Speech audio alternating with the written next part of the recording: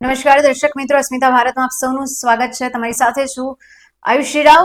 નજર કરીએ મહત્વના સમાચારો પર। પહેલગામમાં થયેલા આતંકી હુમલામાં પ્રત્યેક દેશભરમાં વિરોધનો વંટોળ ઉઠ્યો છે, ત્યારે ભારતની અંદર ગેરકાયદેસર વસવાટ કરતા બાંગ્લાદેશના લોકોની ઓળખ કરીને અમદાવાદમાં સૌથી મોટી કાર્યવાહી કરાઈ છે, જેમાં અમદાવાદના ચંડોળા તળાવ પાસેથી લગભગ 400 જેટલા અને સુરતના 100 જેટલા બાંગ્લાદેશીઓની અટકાયત થઈ છે। જો કે બંને જિલ્લાઓની પોલીસે આખી રાત કોમ્બિંગ કરીને 500 જેટલા ગેરકાયદેસર રહેતા બાંગ્લાદેશી ઘૂસણખોરોની અટકાયત કરી છે, જે બાદ તેમને અમદાવાદ કાંકરિયા ફૂટબોલ ગ્રાઉન્ડમાં પકડીને ભેગા કરાયા છે। મળતી માહિતી મુજબ પોલીસ તેમને ગમે ત્યારે ડિપોર્ટ કરવાની તજવીજ હાથ ધરશે।